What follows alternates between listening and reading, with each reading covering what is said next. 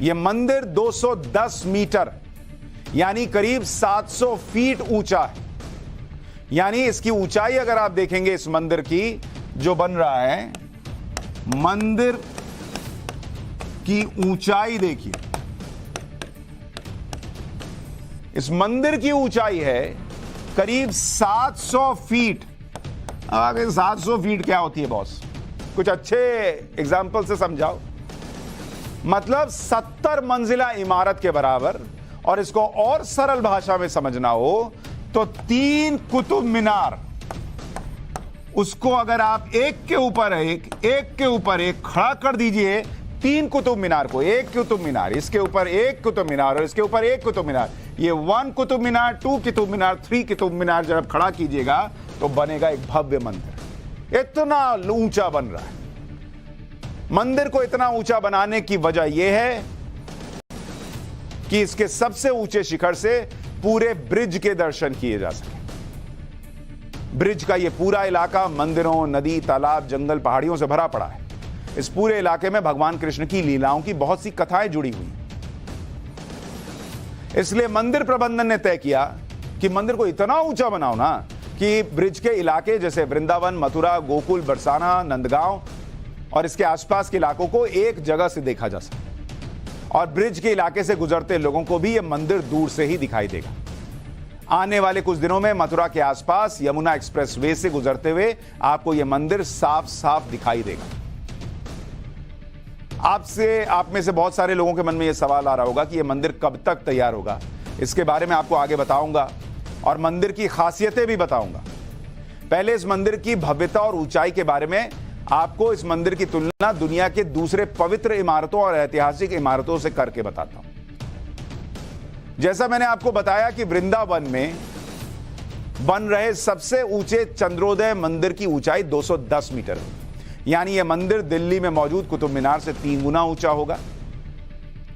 धर्म से जुड़ी ऊंची इमारतों की लिस्ट में एक नाम आता है तुर्की की हागिया सोफिया मस्जिद का, जिसकी कुल ऊंचाई 55 मीटर है और यह है 210 मीटर, ऑलमोस्ट 4 गुना से थोड़ा सा कम।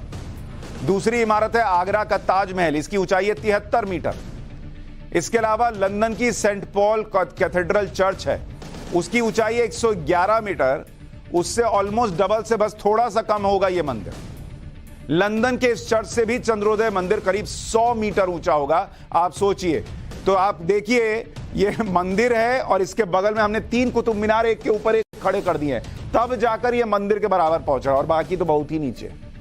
इतना भव्य और शानदार मंदिर बन रहा है। दूसरी खूबियों के बारे में भी बात कर लेते हैं, क्योंकि यह सनातन धर्म और मॉडर्न साइंस का एक अद्भुत उदाहरण बनने जा रहा है। परंपरागत द्रविड़ और नागर शैली में इसे बनाया जा रहा है। यह मंदिर 200 सालों में अब तक का सबसे आधुनिक मंदिर होगा। मंदिर के सबसे ऊंचे हिस्से तक पहुंचने के लिए एक हाई स्पीड लिफ्ट लगाई जा रही है। भाई इतना ऊंचा कोई पैदल थोड़े जाएगा, पैदल जाएगा तो फिर सीधा ऊपर भगवान के पास ही पहुंच जाएगा। सीधा भगवान कहेंगे आओ, इतना ऊपर आए हो तो मिल ही लो। इसलिए लिफ्ट लगा दी गई। इस मंदिर की सबसे खास बात यह है कि यदि किसी तूफान या भूकंप की वजह से बिल्डिंग 1 मीटर झुक भी गई तो भी लिफ्ट सीधी चलती रहेगी। यह टेक्नोलॉजी दुबई के बुर्ज खलीफा इमारत में लगाई गई है। मंदिर की पूरी इमारत में 511 पिलर होंगे। इन पर पूरी बिल्डिंग का वजन 5 लाख टन होगा, जबकि ये पिलर 9 लाख टन वजन सहने की कैपेसिटी रखते हैं। मंदिर के ऊपरी हिस्से में ही 4D तकनीक से बनाए गए देवलोक और देवलीलाओं के दर्शन भी किए जा सके। इसके अलावा श्री कृष्ण के जीवन लीलाओं को जानने के लिए थिएटर होगा, लाइब्रेरी बनाई जाएगी। सबसे खास बात यह है कि 26 एकड़ से ज्यादा के इलाके में बन रहे चंद्रोदय मंदिर को भगवान कृष्ण के जमाने में रहे वृंदावन के स्वरूप में तैयार किया जाएगा। इसमें 12 आर्टिफिशियल जंगल बनाए जाएंगे, जिनमें फलदार पेड़ होंगे, बगीचे, तालाब और झरने भी दिखाई देंगे। पूरे मंदिर का पूरे तरह से घूमने में श्रद्धालुओं को 3 से 4 दिन लग जाएगा। इतना भव्य मंदिर होगा, आप सोचिए। इसलिए इसमें रहने की व्यवस्था भी की गई है। साल 2006 में इस्कॉन के बेंगलुरु के श्रद्धालुओं ने इस मंदिर को बनाने की योजना बनाई।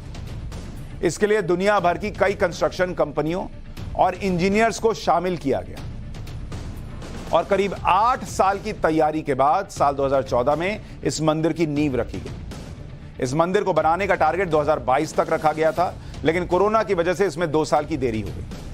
अब यह मंदिर इस साल कार्तिक के महीने में यानी अक्टूबर नवंबर के बीच खोल दिया जाएगा, लेकिन पूरा मंदिर 2026 में बनकर तैयार होगा।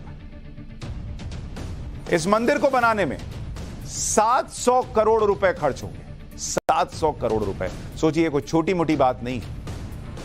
2014 से बनते बनते 2026 में कंप्लीट होगा, करीब 12 साल में 700 करोड़ की खर्च से। लेकिन इतना भव्य मंदिर होगा कि जाइएगा तो मन गदगद हो जाएगा। इस मंदिर के बनने के बाद ब्रिज के पूरे इलाके में पर्यटकों और श्रद्धालुओं की संख्या बहुत बढ़ जाएगी, जिससे आसपास के इलाके की इकोनॉमी को बड़ी मदद मिलेगी। इसके बारे में भी आगे बताऊंगा, लेकिन उससे पहले दुनिया के सबसे बड़े मंदिर की कुछ तस्वीरें दिखा देता हूं। कुछ दिन पहले मैंने आपको पाठशाला में दुनिया के सबसे बड़े वैदिक मंदिर के बारे में बताया था, जो बंगाल के नदिया जिले के मायापुर में बनाया जा रहा है। यह करीब 28 लाख वर्ग मीटर में फैला हुआ दुनिया का सबसे बड़ा मंदिर होगा। यह उसकी तस्वीर है जो बंगाल में बन रहा है। यह अगले साल 2024 में पूरी तरह से बनकर तैयार हो जाएगा। इसका निर्माण साल 2009 में यानी पिछले 14 साल से चल रहा है। वैदिक मंदिर की विशालता का अंदाजा आप इस बात से भी लगा सकते हैं कि इसकी नींव करीब 100 फीट गहरी है, यानी जमीन में 10 मंजिला इमारत के बराबर तो इसकी नींव है। मंदिर का निर्माण पूरा होने के बाद यहां एक साथ 10,000 लोग भगवान नरसिंह के दर्शन कर सकेंगे, जबकि मंदिर परिसर में करीब 1 लाख लोग आराम से घूम सकेंगे। इतनी जगह हो, 1 लाख लोग अंदर घूमेंगे भाई। इस मंदिर की लागत करीब 1000 करोड़ रुपए आएगी। सबसे बड़ी बात यह है कि मंदिर की आध्यात्मिक, सांस्कृतिक और ब्रह्मांड के वैदिक मॉडल का सबसे बड़ा केंद्र होगा। इन मंदिरों के बारे में मैंने आपको इसलिए बताया ताकि आप समझ सके कि एक मंदिर सिर्फ अध्यात्म का केंद्र नहीं होता, इससे पूरी अर्थव्यवस्था और रोजगार को भी मदद मिलती है। भारत में अगर आप देखेंगे मंदिर की अर्थव्यवस्था कैसी है, क्योंकि कुछ लोगों को इस देश में बड़ी दिक्कत है, अरे यार मंदिर क्यों बना रहे हो, कुछ और बना दो लेकिन मंदिर मत बनाओ। भाई मंदिर की भी अपनी अर्थव्यवस्था होती है, और वो अर्थव्यवस्था क्या करती है, कैसे चलती है, आपको दिखाता हूं। भारत में लगभग 7.5 लाख मंदिर माने जाते हैं कि है 7.5 लाख मंदिर, और मंदिरों की सालाना इकोनॉमी जो है ये करीब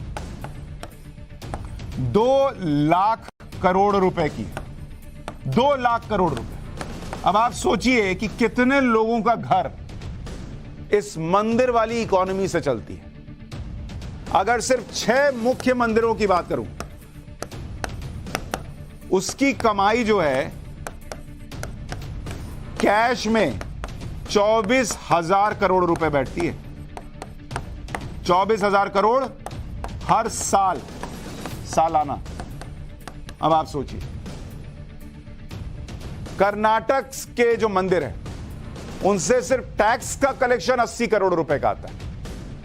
मंदिरों से उस शहर में पर्यटन किस तरह से बढ़ता है, उसके सिर्फ 3 उदाहरण बताता हूं। उदाहरण देखिए आप कि कैसे मंदिरों से पर्यटन बढ़ता है, और इस पर सबसे ज्यादा अगर आपको याद दिलाऊं किसी ने फोकस किया है तो वो है नरेंद्र मोदी, कि अध्यात्म और उस अध्यात्म के जरिए इकोनॉमी, उसको भी जोड़ दो तो किस तरह से प्रभाव पड़ता है वो उन्होंने समझा। और उसका एग्जाम्पल देखिए, इकोनॉमी देखिए, वाराणसी जहां पर विश्वनाथ कॉरिडोर बना, वहां जो इकोनॉमी है, पर्यटक जो है 1000% पर्यटक बढ़ गए, 1000%। अब बताइए, कोई आ रहा है वो मिठाई खरीद रहा है, प्रसाद खरीद रहा है, माला खरीद रहा है, होटल में रुक रहा है, टैक्सी में चल रहा है, ऑटो में चल रहा है, कहीं ढाबे पे बैठ के खाना खा रहा है। 1000% अगर पर्यटक बढ़ गए एक मंदिर के निर्माण से, तो सोचिए कितनों का घर चल रहा है। उज्जैन जहां पर अभी महाकालेश्वर जो आपको बताया था कॉरिडोर बना है, महाकाल कॉरिडोर, वहां पर 1796% पर्यटक बढ़ गए, 1796। और 4 धाम जो केदारनाथ का रेनोवेशन हुआ है, वहां पर कितने पर्यटक बढ़े हैं, वहां 100% पर्यटकों की संख्या बढ़ गई। ये तो 3 उदाहरण दे रहा हूं बॉस। लेकिन कुछ लोगों को इतनी दिक्कत हो जाती है इस देश में मंदिर बन जाए तो उनकी छाती पे सांप लौटता है। अरे लौटो, कोई फर्क नहीं पड़ता, चलेगा ये सब।